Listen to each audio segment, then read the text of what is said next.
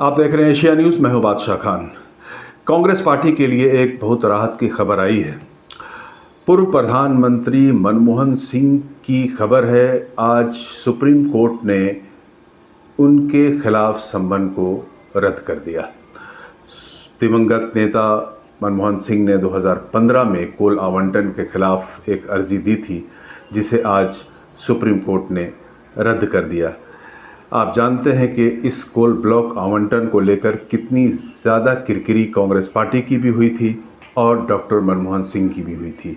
आज इस दाग को सुप्रीम कोर्ट ने धो दिया और उनके विरुद्ध जो सम्मन था उसे रद्द कर दिया गया।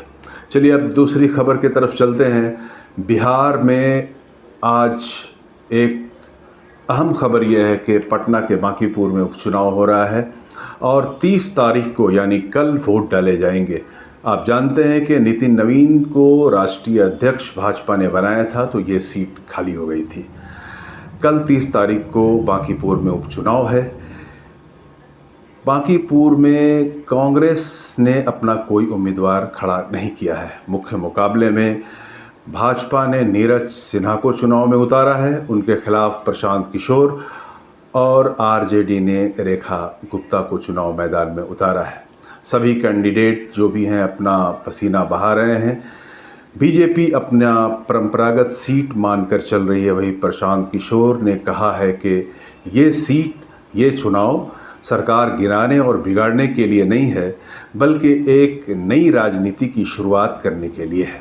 तेजस्वी यादव जो पूरे तरह से राजनीति से अलग थलग दिख रहे थे, 2 दिन के रोड शो और जनसभा को करते हुए उन्होंने कहा कि ये सीट राजद जीत रही है और सम्राट चौधरी के खिलाफ वोट पड़ रहा है, ऐसा उनका मानना है। प्रशांत किशोर का कहना है कि इस बार वो उम्मीदवार बने हैं और जीत दर्ज करेंगे। दूसरी खबर की तरफ चलते हैं। कांग्रेस और आरजेडी के रिश्ते बिल्कुल सही नहीं है, ये बांकीपुर के चुनाव में देखने को मिल गया है।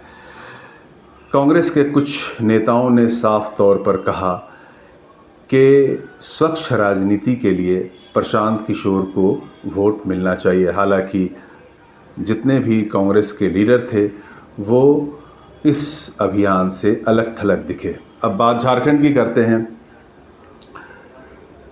स्वास्थ्य मंत्री इरफान अंसारी और केन त्रिपाठी में ठन गई है।